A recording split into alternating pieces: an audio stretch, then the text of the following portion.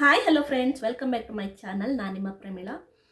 Friends, ಇವತ್ತಿನ ವಿಡಿಯೋದಲ್ಲಿ KEA ಕಡೆಯಿಂದ ವಿವಿಧ ಹುದ್ದೆಗಳ ನೇಮಕಾತಿ ಕರೆಯಲಾಗಿದೆ. ಅದರದ್ದು ಎಕ್ಸಾಮು 10/1/26 ಹಾಗೆಯೇ 11/1/26 ಇದೆ.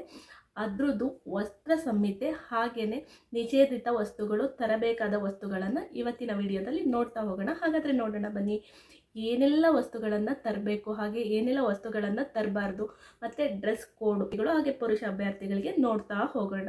ಅದಕ್ಕೂ ಮೊದಲೇ ಯಾರೆಲ್ಲ ನನ್ನ ವಿಡಿಯೋನ ನೋಡ್ತಾ ಇದ್ದೀರಾ, ಪ್ಲೀಸ್ ನನ್ನ ಚಾನಲ್ನ ಸಬ್ಸ್ಕ್ರೈಬ್ ಆಗಿ, ಲೈಕು ಕಮೆಂಟು ಶೇರು ಮಾಡಿ. ಹಾಗಾದರೆ ನೋಡೋಣ ಬನ್ನಿ ಫ್ರೆಂಡ್ಸ್. ಹಾಗಾಗಿ ವಸ್ತ್ರ ಸಂಹಿತೆನ ನೋಡ್ತಾ ಹೋಗೋಣ. ಏನೆಲ್ಲ ಡ್ರೆಸ್ ಮಾಡ್ಕೊಂಡು ಹೋಗಬೇಕಾಗಿರುತ್ತೆ, ಪುರುಷ ಅಭ್ಯರ್ಥಿಗಳು ಯಾವ ಥರ ಡ್ರೆಸ್ನ ಹಾಕೊಂಡು ಹೋಗಬೇಕಾಗಿರುತ್ತೆ, ಹಾಗೆಯೇ ಮಹಿಳಾ ಅಭ್ಯರ್ಥಿಗಳು ಯಾವ ಥರ ಡ್ರೆಸ್ನ ಹಾಕೊಂಡು ಹೋಗಬೇಕು ಅಂತ ಹೇಳಿ ನೋಡ್ತಾ ಹೋಗೋಣ. ಮೊದಲನೆಯದಾಗಿ ಪುರುಷ ಅಭ್ಯರ್ಥಿಗಳು ಯಾವ ಥರ ಡ್ರೆಸ್ನ ಹಾಕೊಂಡು ಹೋಗಬೇಕು ಅನ್ನೋದನ್ನ ನೋಡ್ತಾ ಹೋಗೋಣ. ಬಂದು ಪರೀಕ್ಷಾ ದಿನದಂದು ಪೂರ್ಣ ತೋಳಿನ ಶರ್ಟ್ಗಳನ್ನು ಅನುಮತಿಸಲಾಗುವುದಿಲ್ಲ. ಆದ್ದರಿಂದ ಪುರುಷ ಅಭ್ಯರ್ಥಿಗಳು ಅರ್ಧ ತೋಳಿನ ಶರ್ಟ್ಗಳನ್ನು ಧರಿಸುವುದನ್ನು ಖಚಿತಪಡಿಸಿಕೊಳ್ಳಬೇಕು. ಸಾಧ್ಯವಾದಷ್ಟು ಕಾಲರಹಿತ ಸಾಧಾರಣ ಶರ್ಟ್, ಟಿ ಶರ್ಟ್ ಧರಿಸಲು ಆದ್ಯತೆ ನೀಡುವುದು. ಪುರುಷ ಅಭ್ಯರ್ಥಿಗಳು ಪೂರ್ಣ ತೋಳಿನ ಬಟ್ಟೆನ ಹಾಕೊಳ್ಳಂಗಿಲ್ಲ, ಹಾಗೇನೆ ಹಾಫ್ ತೋಳಿನ ಬಟ್ಟೆನ ಹಾಕೋಬೇಕು, ಹಾಗೆ ಕಾಲರ್ ರಹಿತ ಬಟ್ಟೆಗಳಿಗೆ ಆದ್ಯತೆ ನೀಡಲಾಗುವುದು ಅಂತ ಹೇಳಿದ್ದಾರೆ. ಹಾಗೆಯೇ ಬಂದ್ಬಿಟ್ಟು ಪ್ಯಾಂಟ್ ಮತ್ತು ಸರಳ ಪ್ಯಾಂಟ್ ಅಂದರೆ ಜೇಬು ಇಲ್ಲದಿರುವುದು, ಕಮ್ಮಿ ಜೇಬಿರುವುದು ಪುರುಷ ಅಭ್ಯರ್ಥಿಗಳಿಗೆ ಆದ್ಯತೆಯ ಡ್ರೆಸ್ ಕೋಡ್ ಆಗಿದೆ. ಕುರ್ತಾ ಪೈಜಾಮವನ್ನು ಹಾಗೆ ಜೀನ್ಸ್ ಪ್ಯಾಂಟನ್ನು ಅನುಮತಿಸಲಾಗುವುದಿಲ್ಲ. ಅಂದರೆ ಪ್ಯಾಂಟ್ ಮತ್ತು ಸರಳ ಪ್ಯಾಂಟು, ಅದರಲ್ಲಿ ಜೇಬ್ಗಳು ಜಾಸ್ತಿ ಇರಬಾರ್ದು, ಕಮ್ಮಿ ಜೇಬಿರಬೇಕು, ಆ ಥರ ಪ್ಯಾಂಟ್ನ ಯೂಸ್ ಮಾಡಬೇಕು. ಕುರ್ತಾ ಪೈಜಾಮ ಹಾಗೇನೆ ಜೀನ್ಸ್ ಪ್ಯಾಂಟ್ನ ಹಾಕೋಬರ ಹಾಗಿಲ್ಲ. ಓಕೆನಾ. ಥರ್ಡ್ ಒನ್ ಬಂದ್ಬಿಟ್ಟು ಪುರುಷ ಅಭ್ಯರ್ಥಿಗಳು ಧರಿಸುವ ಬಟ್ಟೆಗಳು ಹಗುರವಾಗಿರಬೇಕು. ಅಂದರೆ ಪ್ಯಾಕೆಟ್ಗಳು, ದೊಡ್ಡ ಬಟನ್ಗಳು ಮತ್ತು ವಿಸ್ತಾರವಾದ ಕಸೂತಿ ಇರಬಾರ್ದು ಅಂತ ಹೇಳಿದ್ದಾರೆ. ಆಗಿರಬೇಕು, ಹಾಗೆ ಜಿಪ್ ಕಡಿಮೆ ಇರಬೇಕು, ಕಸೂತಿ ಇರಬಾರ್ದು, ಹಾಗೆ ಬಟನ್ ರಹಿತ ಆಗಿರೋ ಬಟ್ಟೆನ ಹಾಕೋಬರ್ಬೇಕು ಅಂತ ಹೇಳಿದ್ದಾರೆ. ಫೋರ್ತ್ ಒನ್ ಬಂದ್ಬಿಟ್ಟು ಪರೀಕ್ಷಾ ಹಾಲ್ ಒಳಗೆ ಶೂಗಳನ್ನು ಕಟ್ಟುನಿಟ್ಟಾಗಿ ನಿಷೇಧಿಸಲಾಗುವುದು. ಅಭ್ಯರ್ಥಿಗಳು ಸ್ಯಾಂಡಲ್ ಅಥವಾ ತೆಳುವಾದ ಅಡಿಭಾಗ ಇರುವ ಚಪ್ಪಲಿಯನ್ನು ಧರಿಸಬೇಕು. ಎಕ್ಸಾಮ್ ಹಾಲ್ಗೆ ಶೂ ಅಲೋ ಇರೋದಿಲ್ಲ. ಹಾಗೆಯೇ ತೆಳುವಾದ ಹಗುರವಾದ ಹಿಂಡಿ, ದಪ್ಪ ಇರದ ಚಿಕ್ಕ ತೆಳುವಾದ ಹಿಂಡಿ, ಆ ಥರ ಚಪ್ಪಲಿನ ಹಾಕೋಬರ್ಬೇಕು ಅಂತ ಹೇಳಿದ್ದಾರೆ. ಫಿಫ್ತ್ ಒನ್ ಬಂದು ಅಭ್ಯರ್ಥಿಗಳು ಕುತ್ತಿಗೆಯ ಸುತ್ತ ಯಾವುದೇ ಲೋಹದ ಆಭರಣಗಳನ್ನು ಧರಿಸುವುದು ಅಥವಾ ಕಿವಿಯೋಲೆಗಳನ್ನು, ಉಂಗುರಗಳನ್ನು ಧರಿಸುವುದು ಕಡ್ಡಾಯವಾಗಿ ನಿಷೇಧಿಸಲಾಗಿದೆ. ಆಮೇಲೆ ಕೈ ಖಡ್ಗನೂ ಅಷ್ಟೇ ನಿಷೇಧಿಸಲಾಗಿದೆ ಅಂತ ಹೇಳಿದ್ದಾರೆ. ಏನಂದರೆ ಕತ್ತಲ್ಲಿ ಏನೂ ಇರಂಗಿಲ್ಲ ಲೋಹದ್ದು, ಹಾಗೆಯೇ ಕಿವಿಯೋಲೆ ಇರಂಗಿಲ್ಲ, ಉಂಗುರ ಇರಂಗಿಲ್ಲ, ಖಡ್ಗ ಇರಂಗಿಲ್ಲ, ಇದು ಯಾವುದು ಅಲೋ ಇರೋದಿಲ್ಲ. ಪುರುಷ ಅಭ್ಯರ್ಥಿಗಳಿಗಿರೋ ಕಂಡೀಷನ್ನು, ಹಾಗೆಯೇ ಮಹಿಳಾ ಅಭ್ಯರ್ಥಿಗಳಿಗಿರೋ ಕಂಡೀಷನ್ನ ಈಗ ನೋಡ್ತಾ ಹೋಗೋಣ. ಫಸ್ಟ್ ಒನ್ ಬಂದು ಮಹಿಳಾ ಅಭ್ಯರ್ಥಿಗಳು ವಿಸ್ತಾರವಾದ ಕಸೂತಿ, ಹೂವು ಅಥವಾ ಬಟನ್ಗಳನ್ನು ಹೊಂದಿರುವ ಬಟ್ಟೆಗಳನ್ನು ಧರಿಸಲು ನಿಷೇಧಿಸಲಾಗಿದೆ. ವಿಸ್ತಾರವಾದ ಕಸೂತಿ ಇರಂಗಿಲ್ಲ, ಹೂಗಳಿರೋ ಬಟ್ಟೆ ಅಲೋ ಇಲ್ಲ, ಹಾಗೆಯೇ ಬಟನ್ಗಳಿರೋ ಬಟ್ಟೆ ಅಲೋ ಇರೋದಿಲ್ಲ ಮಹಿಳಾ ಅಭ್ಯರ್ಥಿಗಳಿಗೆ. ಇದು ಫಸ್ಟ್ ಒನ್ನು. ಸೆಕೆಂಡ್ ಒನ್ ಬಂದ್ಬಿಟ್ಟು ಪರೀಕ್ಷೆಯ ದಿನಾಂಕದಂದು ಪೂರ್ಣ ತೋಳಿನ ಬಟ್ಟೆಗಳನ್ನು ಅಥವಾ ಜೀನ್ಸ್ ಪ್ಯಾಂಟ್ ಧರಿಸಬಾರದು. ಅದರ ಬದಲಾಗಿ ಅರ್ಧ ತೋಳಿನ ಬಟ್ಟೆಗಳನ್ನು ಮುಜುಗರವಾಗದಂತೆ ಮತ್ತು ಮೇಲೆ ಉಲ್ಲೇಖಿಸಿರುವ ಬಗೆಯಲ್ಲಿ ನಿಯಮದಂತೆ ಧರಿಸುವಂತೆ ನಿರ್ದೇಶಿಸಲಾಗಿದೆ.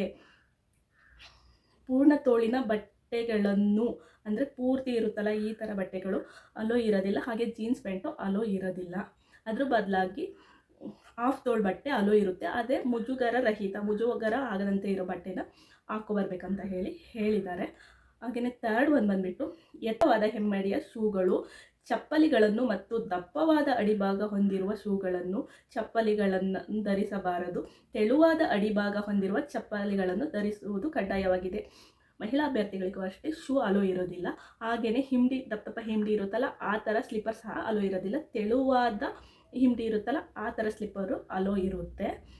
ಹಾಗೆಯೇ ಫೋರ್ತ್ ಒನ್ ಬಂದ್ಬಿಟ್ಟು ಮಹಿಳಾ ಅಭ್ಯರ್ಥಿಗಳು ಯಾವುದೇ ರೀತಿಯ ಲೋಹದ ಆಭರಣಗಳನ್ನು ಧರಿಸುವುದನ್ನು ನಿಷೇಧಿಸಲಾಗಿದೆ. ಯಾವುದೇ ಲೋಹದ ಆಭರಣಗಳನ್ನು ಧರಿಸುವುದು ನಿಷೇಧಿಸಲಾಗಿದೆ. ಮಂಗಳಸೂತ್ರ ಮತ್ತು ಕಾಲುಂಗ್ರ ಬಿಟ್ಟು ಯಾವುದೇ ರೀತಿಯ ಲೋಹದ ಆಭರಣಗಳನ್ನು ಧರಿಸ್ಕೊಳ್ಳಂಗಿಲ್ಲ. ಕಿವಿಯೋಲೆ, ಕಾಲ್ ಚೈನು, ಕೈ ಬಳೆ, ಈ ಥರ ಯಾವುದೇ ರೀತಿಯ ಆಭರಣಗಳನ್ನು ಧರಿಸಂಗಿಲ್ಲ, ಮಂಗಳಸೂತ್ರ ಮತ್ತು ಕಾಲುಂಗ್ರ ಬಿಟ್ಟು. ಓಕೆನಾ. ಇದಿಷ್ಟು ಮಹಿಳಾ ಅಭ್ಯರ್ಥಿಗಳಿಗಿರುವ ಕಂಡೀಷನ್ ಆಗಿರುತ್ತೆ.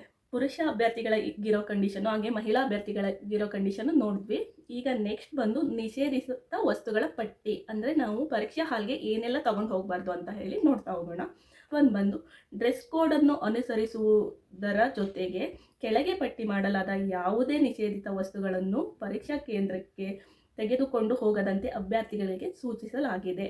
ನಾವು ಮೊದಲೇ ಹೇಳಿದ್ನಲ್ಲ, ಡ್ರೆಸ್ ಕೋಡ್ ಜೊತೆಗೆ ಇದೆಲ್ಲನೂ ಪರೀಕ್ಷಾ ಹಾಲ್ಗೆ ಹೋಗಬಾರ್ದು. ಇದು ಮುಂದೆ ಹೇಳ್ತೀನಿ ಏನೆಲ್ಲ ಹೋಗಬಾರ್ದು ಅಂತ ಹೇಳಿ. ಫಸ್ಟ್ ಒಂದು ಎಲೆಕ್ಟ್ರಾನಿಕ್ ವಸ್ತುಗಳು, ಮೊಬೈಲ್ ಫೋನ್ಗಳು, ಪೆನ್ ಡ್ರೈವ್, ಇಯರ್ಫೋನ್ಗಳು, ಮೈಕ್ರೋಫೋನ್ಗಳು, ಬ್ಲೂಟೂತ್ ಸಾಧನಗಳು ಮತ್ತು ಕೈ ಗಡಿಯಾರಗಳನ್ನು ಪರೀಕ್ಷಾ ಕೊಠಡಿಗೆ ಅನುಮತಿಸಲಾಗುವುದಿಲ್ಲ. ಯಾವುದೇ ಎಲೆಕ್ಟ್ರಿಕ್ ವಸ್ತುಗಳು, ಮೊಬೈಲ್ಗಳು, ಪೆನ್ ಡ್ರೈವು, ಇಯರ್ಫೋನು, ಬ್ಲೂಟೂತ್ತು, ಕೈ ಗಡಿಯಾರ ಅಂದರೆ ವಾಚು, ಯಾವುದೇ ವಸ್ತುಗಳಿಗೂ ಅಲೋ ಇರೋದಿಲ್ಲ. ನೆಕ್ಸ್ಟ್ ಬಂದುಬಿಟ್ಟು ತಿನ್ನಬಹುದಾದ ಪದಾರ್ಥಗಳನ್ನು ಪರೀಕ್ಷಾ ಕೊಠಡಿಗಳಿಗೆ ತರುವುದನ್ನು ಹಾಗೂ ತಿನ್ನುವುದನ್ನು ನಿಷೇಧಿಸಲಾಗಿದೆ. ಬಣ್ಣದ ಹಾಗೂ ಲೋಹದ ಕುಡಿಯುವ ನೀರಿನ ಬಾಟಲ್ಗಳು ಸಹ ಅನುಮತಿಸಲಾಗುವುದಿಲ್ಲ. ಯಾವುದೇ ತಿನ್ನೋ ವಸ್ತುಗಳನ್ನು ತಗೊಂಡೋಗಂಗಿಲ್ಲ. ಹಾಗೆಯೇ ಬಾಟಲ್ಗಳನ್ನು ಸಹ ತಗೊಂಡೋಗಂಗಿಲ್ಲ. ಅಲ್ಲೇ ನೀರನ್ನ ಕೊಡ್ತಾರೆ. ನಿಂಗೆ ಬಾಯಾರಿಕೆ ಆಯಿತು ಅಂತ ಅಂದರೆ ನೀರು ಕೇಳಿದರೆ ಅಲ್ಲೇ ಕೊಡ್ತಾರೆ. ಹಾಗೆಯೇ ಪೆನ್ಸಿಲ್, ಪೇಪರ್, ಎರೇಸರ್, ಜಾಮೆಂಟ್ರಿ ಬಾಕ್ಸ್ಗಳು ಅಡಿಗೆ ತರುವಂತಿಲ್ಲ. ಯಾವುದೇ ರೀತಿಯ ಒಂದು ಪೆನ್ ಬಿಟ್ಟರೆ ಇನ್ನೇನೂ ತಗೊಂಡೋಗಂಗಿಲ್ಲ ಆಗಿರುತ್ತೆ. ಪೇಪರು, ಪೆನ್ಸಿಲ್ಲು, ಎರೇಸರು ಅಂತ ಯಾವುದೇ ವಸ್ತುನೂ ತಗೊಂಡೋಗೋಕ್ಕಾಗಿಲ್ಲ. ಹಾಗೆಯೇ ತಲೆಯ ಮೇಲೆ ಟೋಪಿ ಹಾಕಂಗಿಲ್ಲ. ತಲೆ ಮೇಲೆ ಯಾವುದೇ ಟೋಪಿ ಹಾಕಂಗಿಲ್ಲ. ಯಾವುದೇ ರೀತಿಯ ಮುಖ ಮುಚ್ಚುವ ವಸ್ತುಗಳು ಧರಿಸುವಂತಿಲ್ಲ. ಮಾಸ್ಕಿಗೆಲ್ಲ ಅಲೋ ಇರೋದಿಲ್ಲ. ಇದಿಷ್ಟು ನಿಷೇಧಿತ ವಸ್ತುಗಳ ಪಟ್ಟಿ. ಆದರೆ ಪರೀಕ್ಷೆಯ ದಿನಾಂಕದಂದು ಈ ಕೆಳಗಿನ ವಸ್ತುಗಳನ್ನು ಮಾತ್ರ ತರಲು ಅನುಮತಿಸಲಾಗುವುದು. ಯಾವೆಲ್ಲ ವಸ್ತುಗಳನ್ನು ಪರೀಕ್ಷಾ ದಿನಾಂಕದಂದು ತರಬೇಕು ಅಂತ ಹೇಳಿದ್ದಾರೆ ಅದನ್ನು ನಾವು ನೋಡ್ತಾ ಹೋಗೋಣ. ಪತ್ರವನ್ನು ಕಡ್ಡಾಯವಾಗಿ ಎಲ್ಲ ಅಭ್ಯರ್ಥಿಗಳು ತರತಕ್ಕದ್ದು. ಆ ಟಿಕೆಟ್ನ ಪ್ರತಿಯೊಬ್ಬರು ತಗೊಂಡು ಹೋಗಲೇಬೇಕಾಗಿರುತ್ತೆ.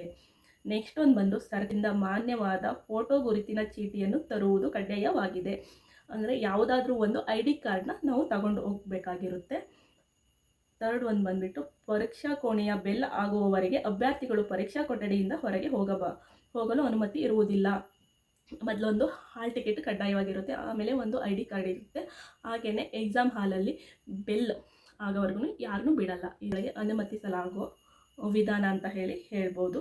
ಲಾಸ್ಟ್ ಒಂದು ಕಂಡೀಷನ್ ಇದೆ. ಮೇಲೆ ನಿಗದಿಪಡಿಸಲಾದ ವಸ್ತ್ರ ಸಂಹಿತೆಯನ್ನು ಅಭ್ಯರ್ಥಿಗಳು ಕಡ್ಡಾಯವಾಗಿ ಪಾಲಿಸತಕ್ಕದ್ದು. ಇಲ್ಲವಾದಲ್ಲಿ ನಿಯಮಾನುಸಾರ ಅಭ್ಯರ್ಥಿಗಳ ಮೇಲೆ ಕಠಿಣ ಕ್ರಮವನ್ನು ಜರುಗಿಸಲಾಗುತ್ತದೆ. ಮೇಲೆಲ್ಲ ಹೇಳಿದಾರಲ್ಲ ಅದೆಲ್ಲನೂ ಕಡ್ಡಾಯವಾಗಿ ಪಾಲಿಸಲೇಬೇಕು. ಇಲ್ಲ ಅಂತ ಅಂದರೆ ಪರೀಕ್ಷಾ ಹಾಲ್ಗೆ ಎಂಟ್ರಿ ಇರಲ್ಲ. ಪರೀಕ್ಷಾ ಹಾಲ್ ಒಳಗೆ ಎಂಟ್ರಿ ತಗೊಂಡು ಹೋಗಿ ಅಲ್ಲೇನಾದರೂ ನಿಷೇಧಿತ ವಸ್ತುಗಳನ್ನು ತಗೊಂಡೋಗೋದು ಹಾಗೆಯೇ ತರಬೇಕು ಅಂತ ಹೇಳಿದ್ದಾರೆ. ಅದು ಯಾವೆಲ್ಲನೂ ತರದೇ ಇರೋದು ಮಾಡಿದರೆ ಅಲ್ಲಿ ಕಠಿಣ ಕ್ರಮ ಜರುಗಿಸ್ತಾರೆ ಅಂತ ಹೇಳಿದ್ದಾರೆ. ಇದರ ಲಿಂಕ್ ಬೇಕಾದರೆ ನಾನು ಡಿಸ್ಕ್ರಿಪ್ಷನಲ್ಲಿ ಹಾಕಿರ್ತೀನಿ, ನೀವು ತಗೊಳ್ಳಿ, ನೋಡ್ಕೊಳ್ಳಿ. ಯಾರೆಲ್ಲ ಎಕ್ಸಾಮ್ಗೆ ಹೋಗ್ತಾ ಇದ್ದೀರಾ ಎಲ್ರಿಗೂ ಆಲ್ ದ ಬೆಸ್ಟ್. ಇವತ್ತಿನ ವಿಡಿಯೋ ಇಷ್ಟೇ. Tata, bye bye. ನೆಕ್ಸ್ಟ್ ವಿಡಿಯೋದಲ್ಲಿ ಮೀಟ್ ಮಾಡೋಣ.